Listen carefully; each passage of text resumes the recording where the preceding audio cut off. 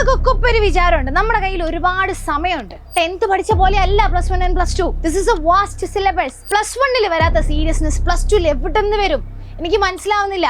നമ്മൾ ഇപ്പോഴേ പഠിക്കേണ്ട കൺസിസ്റ്റൻസി ഒക്കെ പ്ലസ് 2 എത്തിക്കഴിഞ്ഞാൽ നമ്മൾ അവിടെ നിന്ന് ഇങ്ങനെ സ്വിച്ച് ഇട്ട പോലെ തുടങ്ങാൻ പറ്റുമോ? നിങ്ങൾക്ക് വേണ്ടത് ഡിസിപ്ലിൻ ആണ്. You need A disciplined study. Plus 1 നിങ്ങൾ എന്ത് ചെയ്യുന്നോ അത് നിങ്ങളുടെ പ്ലസ് 2 കൂടെ ബാധിക്കാൻ പോകുന്ന കാര്യമാണ്. അത് ആരും മനസ്സിലാക്കുന്നില്ല. നിങ്ങൾ പ്ലസ് 1 മാർക്ക് ഇല്ല എന്നുണ്ടെങ്കിൽ പ്ലസ് 2 നിങ്ങൾ എഴുതിയെടുക്കാൻ പോകുന്ന മാർക്ക് എന്ന് പറഞ്ഞാൽ ജസ്റ്റ് പാസിന്റെ മാർക്കാ. നിങ്ങൾക്ക് നല്ലൊരു ഫ്യൂച്ചർ വേണമെന്നുണ്ടെങ്കിൽ സ്റ്റാർട്ട് ടുഡേ ഇറ്റ്സെൽഫ്. നിങ്ങൾക്കൊക്കെ ഒരു വിചാരമുണ്ട് നമ്മുടെ കയ്യിൽ ഒരുപാട് സമയമുണ്ട്. ഒന്നും പ്രശ്നമില്ല, നമ്മുടെ പ്ലസ് 1 എക്സാം ഒക്കെ കഴിഞ്ഞ് മാർക്കൊന്നും ഇല്ല എന്നൊരു വിഷയമല്ലല്ലോ. പ്ലസ് 2 നമ്മൾ എഴുതിയെടുത്തോളാം, പ്ലസ് 2 മാർക്ക് കിട്ടിയാൽ മതിയല്ലോ.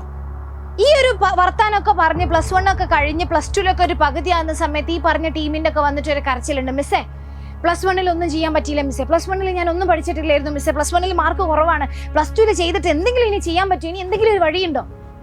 നിങ്ങളൊന്നും ആലോചിക്കും. നിങ്ങൾ ഈ പ്ലസ് 2 കഴിഞ്ഞിട്ടുള്ള അറ്റ്ലീസ്റ്റ് നിങ്ങളുടെ സീനിയേഴ്സിനോടെങ്കിലും ചോദിച്ചു നോക്ക്. എടാ പ്ലസ് 1 നിങ്ങൾ സീരിയസ് ആയിട്ട് കണ്ടിട്ടില്ല എന്നുണ്ടെങ്കിൽ പ്ലസ് 2 പിന്നെ സീരിയസ്നെസ് എവിടെ നിന്ന് വരാനാ? നമ്മൾ ഈ പ്ലസ് 1 എങ്കിലും അത്യാവശ്യം നന്നായിട്ട് പഠിക്കാൻ നിങ്ങൾ ആലോചിച്ച് നോക്ക്. നിങ്ങൾക്ക് എപ്പോഴും ഇങ്ങനെ മോട്ടിവേഷൻ കിട്ടിക്കൊള്ളുന്നില്ല. നിങ്ങൾക്ക് വേണ്ടത് ഡിസിപ്ലിൻ ആണ്. You need A disciplined study.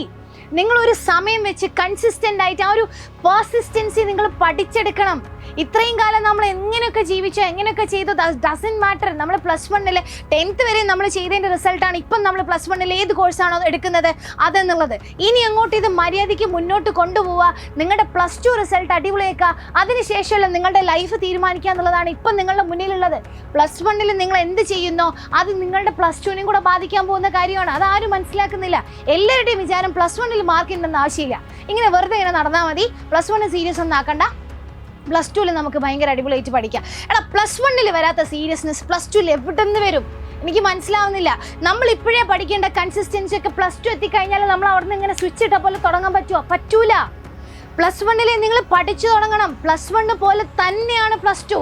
നിങ്ങൾ പ്ലസ് 1 മാർക്ക് ഇല്ല എന്നുണ്ടെങ്കിൽ പ്ലസ് 2 നിങ്ങൾ എഴുതിയെടുക്കാൻ പോകുന്ന മാർക്ക് എന്ന് പറഞ്ഞാൽ ജസ്റ്റ് പാസിന്റെ മാർക്കാ. അത് മതിയോ നിങ്ങൾക്ക്? പോരല്ലോ. നിങ്ങൾക്ക് നല്ല മാർക്സ് വേണ്ടേ, നല്ല കോളേജസിൽ അഡ്മിഷൻ വേണ്ടേ, നല്ല യൂണിവേഴ്സിറ്റിയിൽ പോയിട്ട് പഠിക്കണ്ടേ? അതിന് നിങ്ങൾക്ക് പ്ലസ് 2 മാത്രം നിങ്ങൾ പഠിച്ചാൽ കിട്ടുന്ന മാർക്ക് പോരാ. പ്ലസ് 1 ഉഴപ്പിയാൽ നിങ്ങളുടെ പ്ലസ് 2 പോയി. അത് മനസ്സിലാക്കുക.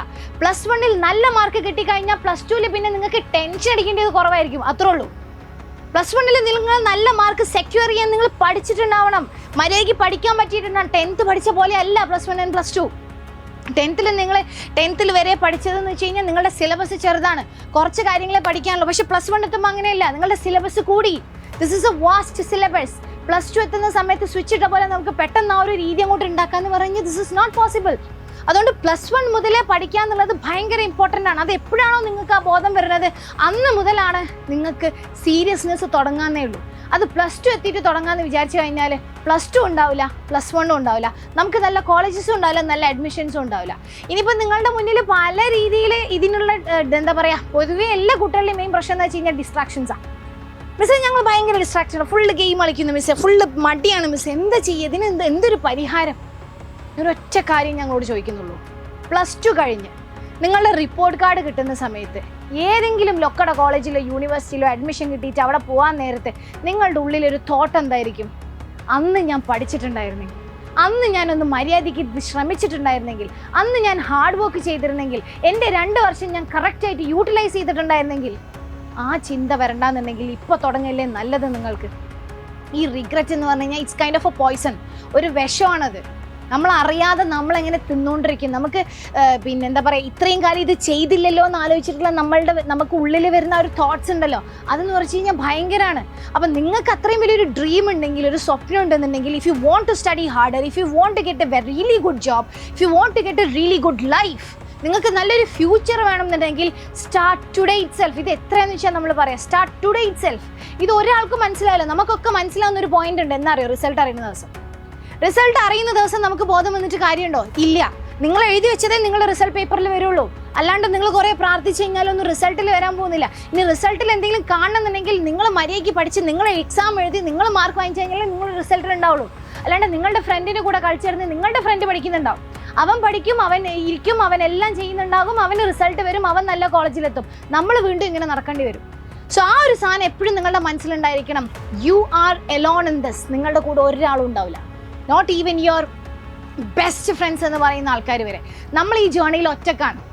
നമ്മൾ ഈ ജേർണിയിൽ ഒറ്റയ്ക്കാന്ന് വെച്ച് കഴിഞ്ഞാൽ നമ്മൾ ഒറ്റയ്ക്കാണ് നടക്കുന്നത്. നമ്മളുടെ മാർക്സ് നമ്മളാണ് തീരുമാനിക്കുന്നത്. നമ്മളുടെ പേരിലാണ് റിപ്പോർട്ട് കാർഡ് വരുന്നത്, അല്ലാതെ ഫ്രണ്ടിൻ്റെ പേരിലല്ല. നിങ്ങളുടെ ഫ്രണ്ടിൻ്റെ പേരിന് കൂട്ടിച്ചേർത്തിട്ടാണോ റിപ്പോർട്ട് കാർഡ് വരിക? അല്ല. നമ്മളും നമ്മളെ റിപ്പോർട്ട് കാർഡ് മാത്രമേ at the end of the day നമ്മുടെ മുമ്പിൽ ഉണ്ടാവുള്ളൂ. നമ്മുടെ പേരൻസും നമ്മളും നമ്മളുടെ പേരൻസും ഉണ്ട്. എന്നിട്ട് നമ്മളിങ്ങനെ കണ്ണ് നോക്കിയിട്ട് എന്ത് ചെയ്യാനാ? മാർക്ക് ഇല്ലാന്നുണ്ടെങ്കിൽ നമ്മൾ എന്താ ചെയ്യുക? ലൈഫിൽ ഇവിടുന്ന് അങ്ങോട്ട് നമുക്ക് വേണ്ടി നല്ലൊരു ഫ്യൂച്ചർ സ്വപ്നം കണ്ടിട്ട് അവർക്കുള്ളതെല്ലാം സാക്രിഫൈസ് ചെയ്തിട്ട് നമ്മളെ പഠിക്കാൻ വിടുന്ന നമ്മുടെ പേരൻസിനോട് നമ്മൾ എന്ത് മറുപടി പറയും? ഇത്രയും കാലം നീ പഠിച്ചിട്ട് ഒരു കാര്യമില്ല, നീ പഠിച്ചാൽ ഇനിയൊന്നും കിട്ടാൻ പോകുന്നില്ല എന്ന് പറഞ്ഞ് നിങ്ങളെ കളിയാക്കുന്ന നാട്ടുകാരോട് നിങ്ങൾ എന്ത് പറയും? നിങ്ങളുടെ റിലേറ്റീവ്സിനോട് നിങ്ങൾ എന്ത് പറയും? നിങ്ങൾ തോൽക്കാൻ വേണ്ടി മാത്രം കാത്തിരിക്കുന്ന നിങ്ങളുടെ ഒരുപാട് ആൾക്കാരുണ്ട് നിങ്ങൾക്ക് ചുറ്റും. അവരോട് നിങ്ങൾ എന്ത് പറയും? ഒന്നും പറയാനുണ്ടാവില്ല. യെസ്, ഐ ഫെയിൽഡ് അഗെയിൻ എന്ന് നമ്മൾ പറയേണ്ടി വരും. ഇത് പറയാതിരിക്കണം എന്നുണ്ടെങ്കിൽ ജസ്റ്റ് സ്റ്റാർട്ട് ടുഡേ ഇറ്റ്സെൽഫ്. നിങ്ങളുടെ +1 നിങ്ങൾ തുടങ്ങിയാലേ +2 നമുക്ക് ശരിയാക്കാൻ പറ്റുള്ളൂ. +2ഉം +1ഉം പിടിച്ചാലേ നമ്മുടെ റിപ്പോർട്ട് കാർഡ് നമ്മൾ ഉദ്ദേശിച്ച രീതിയിൽ വരുമെന്നുള്ളൂ. അപ്പോൾ അതെപ്പോഴും മനസ്സിലാക്കുക. നിങ്ങൾ +1നെ സീരിയസ് ആയിട്ട് കാണാതെ +2ൽ മാത്രം വലിയ സംഭവമാണെന്ന് വിചാരിച്ചു കഴിഞ്ഞാൽ ഒരു കുട്ടിയും ഇന്ന് വരെ അങ്ങനെ രക്ഷപ്പെട്ടിട്ടില്ല.